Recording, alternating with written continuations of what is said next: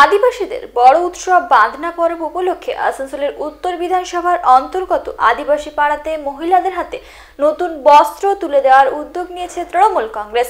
সেই মতো রাজ্যের শ্রম আইনমন্ত্রী মলয় ঘটক বাঁধনা পরবের আগাম শুভেচ্ছা দিয়ে আদিবাসী মহিলাদের হাতে শাড়ি তুলে দেন। নতুন বস্ত্র হাতে পেয়ে খুশি মহিলারা।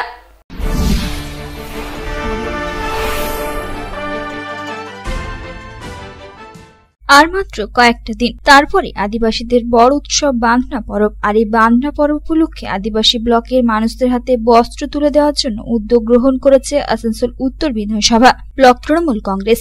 তাই বাঁধনা উৎসব উপলক্ষে আসানসোল উত্তর বিধানসভার অন্তর্গত বিভিন্ন আদিবাসী পাড়াতে শুরু হয়েছে বস্ত্র বিতরণ অনুষ্ঠান। বাঁধনা পরব উপলক্ষে আদিবাসী মহিলাদের হাতে শাড়ি তুলে দিলেন রাজ্যের শ্রম আইনমন্ত্রী মলয় ঘটক। বাঁধনা পরবে নতুন পোশাক পেয়ে খুশি গ্রামের মানুষেরা। এই উপলক্ষে রাজ্যের শ্রম আইনমন্ত্রী মলয় ঘটক বলেন, বাঁধনা পরব আদিবাসীদের কাছে একটি বিশেষ উৎসব এবং তাদের বড় পর্ব হিসেবে পরিচিত। এই উৎসবে ছোট থেকে বড় সকলে একসাথে আনন্দে মেতে থাকেন। তাই পশ্চিমবঙ্গের মুখ্যমন্ত্রী মমতা বন্দ্যোপাধ্যায়ের অনুপ্রেরণায় সকল ধর্ম বর্ণ নির্বিশেষে সকলের উৎসবের আনন্দ দিতে এই কর্মসূচির আয়োজন।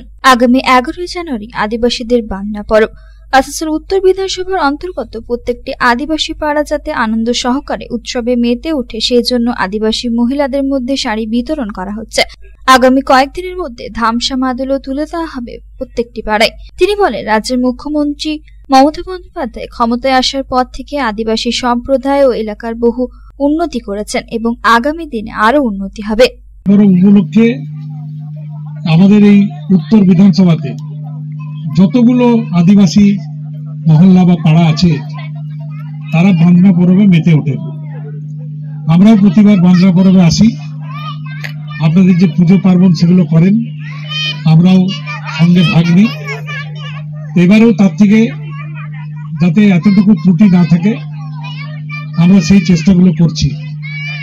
তো আমরা আগামী রবিবার দিনে শাড়ি এবং ধামসা মাদল এই বিতরণ করার কথা ছিল।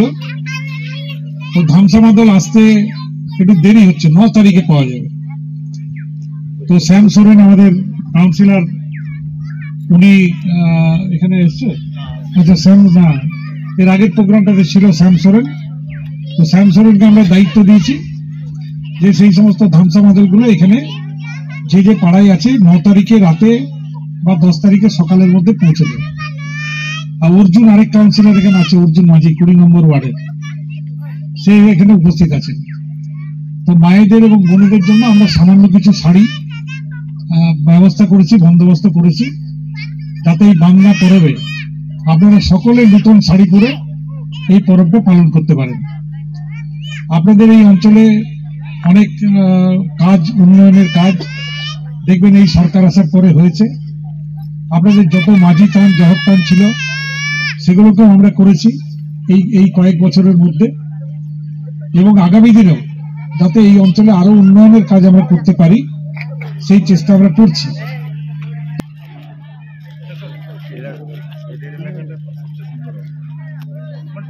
একটু পিছনে আয় না মাধব, মাধব পিছনে আয়। এইখানটা পুরো জঙ্গল ছিল, এটা পুরো জঙ্গল। একটু পিছনে আসো। আসানসোল থেকে সন্তোষ মন্ডলের রিপোর্ট, পাবলিক টাইমস।